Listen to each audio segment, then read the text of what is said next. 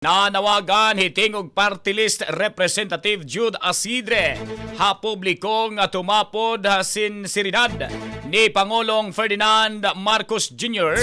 ha rehabilitasyon han San Juanico Bridge.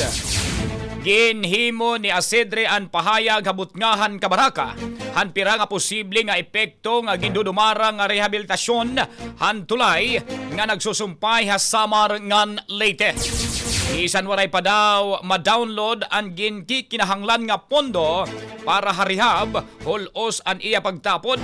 Hapahayag han Pangulo nga pag-aabrihan utro ang tulay ha mga sarakyan nga 12 tonelada san umahuman ang Disyembre yana nga tuig. Nakarawat hin 600 computer seats ang Department of Information and Communication Technology o DICT tikang ha Concentrex Philippines nga igpanahatag ha mga eskwelahan nga adto ha mga hirayo nga komunidad. Ginpasalamatan ng DICT Secretary Henry Aguda ang CNX ha pagsuporta hini ha programa nga digital bayanihan nga panuyo nga pagutiayon ang digital gap ha direktiba ni Pangulong Ferdinand Marcos Jr. nga nagkamayadahin koneksyon ha mga eskwelahan.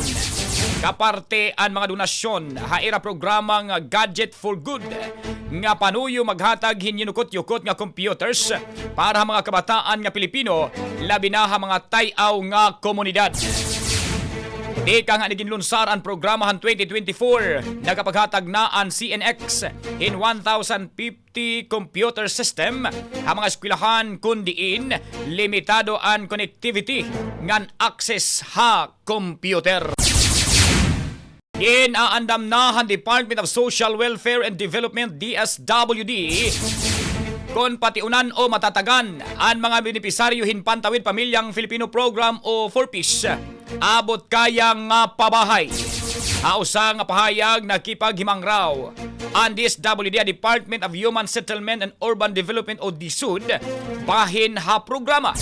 Sumala DSWD, importante nga mabuligan ang mga benepisaryohan for peace. Haira pabahay agod maging mas maayos ngan may dignidad an ira pagbalhin ti pakadto pagiging self-sufficient.